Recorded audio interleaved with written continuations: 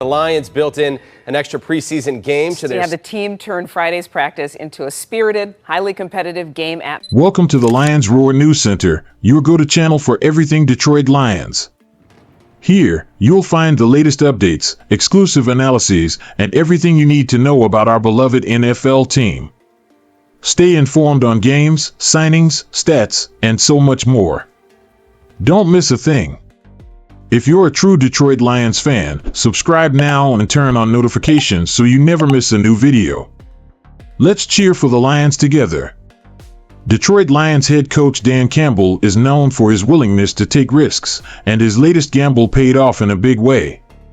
One of the biggest questions leading up to Saturday's game was whether the Lions starters would take the field against the Kansas City Chiefs. However, the Lions' backups proved they could hold their own against the Chiefs, winning 24-23. Chiefs head coach Andy Reid had already made it clear that his starters would play. The Lions knew they would be facing the combined talents of two-time Super Bowl MVP Patrick Mahomes, running back Isaiah Pacheco, and tight end Travis Kelce.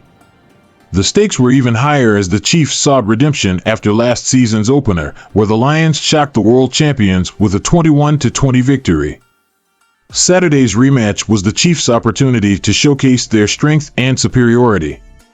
The Lions' victory over the Chiefs in 2023 set the tone for the rest of their successful season. If they wanted to maintain last year's momentum, the logical move would have been to play the starters. Playing less experienced players could have led to a tough afternoon for the Lions if the team struggled against the Chiefs. But Coach Campbell chose not to be swayed. He remained committed to his plan to rest the starters while continuing to evaluate his less experienced players to determine who would make the roster. While Campbell took a risk by fielding inexperienced players against the champions, he also instilled in them his confidence and belief that they were capable of meeting the challenge.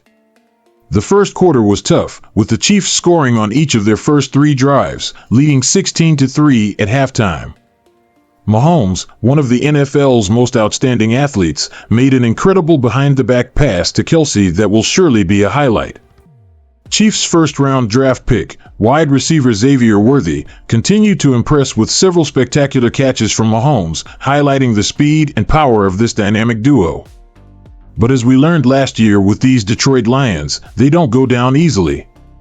They dig deep and find a way to come out on top.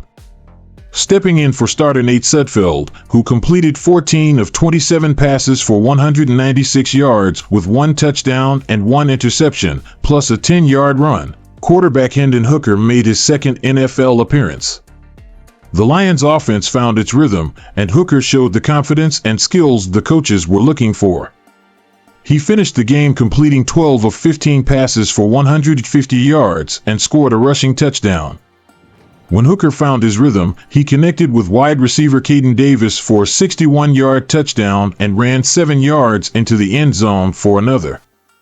Hooker played smart, avoiding hard hits and opting to slide to safety when necessary. Wide receiver Isaiah Williams, an undrafted free agent, continued to make a strong case for a roster spot with 6 receptions for 71 yards, and proved his value as a punt returner by setting up the Lions' final drive with a crucial 20-yard return. Rookie running back Sione Vaki continues to be a standout for the Lions, making plays on Saturday with 6 carries and 4 receptions in the first half, totaling 82 yards. As expected, he's proving to be a versatile asset in Ben Johnson's offensive scheme. After some early struggles in training camp, kicker Jake Bates showed he could replicate his UFL success in the NFL, nailing all 4 field goals, including a 55-yarder that demonstrated his impressive leg strength. Bates also proved he could perform under pressure by hitting the game-winning 43-yard kick with 2 seconds left on the clock. While it's still preseason and there are areas that need improvement, particularly in ball control and reducing turnovers, Saturday's win over the Chiefs suggests that the 2024 Detroit Lions are more than capable of holding their own against the world champions. If you've made it this far, subscribe to the Lions Roar News Center, like the video, and turn on notifications to stay up to date with all the latest Detroit Lions news.